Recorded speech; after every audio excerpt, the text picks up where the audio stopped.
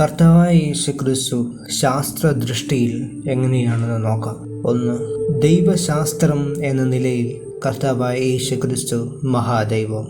നരവംശാസ്ത്രം എന്ന നിലയിൽ മനുഷ്യപുത്രൻ. തത്വശാസ്ത്രം എന്ന നിലയിൽ വചനം. ഊർജശാസ്ത്രം എന്ന നിലയിൽ സർവശക്തൻ. പുരാവസ്തുശാസ്ത്രം എന്ന നിലയിൽ യുഗങ്ങളുടെ പാറ. ജീവശാസ്ത്രം എന്ന നിലയിൽ നിത്യജീവൻ. ജന്തുശാസ്ത്രം എന്ന നിലയിൽ യഹോദയിൻ സിംഹം. സസ്യശാസ്ത്രം എന്ന നിലയിൽ സാക്ഷാൽ മുന്തിരിവള്ളി, ശാരോനിലെ പനിനീർ പുഷ്പം. വാനശാസ്ത്രം എന്ന നിലയിൽ ഉദയനക്ഷത്രം. തച്ചുശാസ്ത്രം എന്ന നിലയിൽ മൂലക്കല്ലും ആണിക്കല്ലും. ശരീരശാസ്ത്രം എന്ന നിലയിൽ സഭയുടെ ശിരസ്.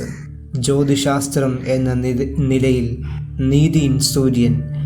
വൈദ്യശാസ്ത്രം എന്ന നിലയിൽ ഗിലയാദിലെ ഔഷധം. മനഃശാസ്ത്രം എന്ന നിലയിൽ ആശ്വാസപ്രദൻ. ധനതത്വശാസ്ത്രം എന്ന നിലയിൽ വീണ്ടെടുപ്പിൻ വില. ഭാഷാശാസ്ത്രം എന്ന നിലയിൽ ആൽഫയും ഒമേഗയും.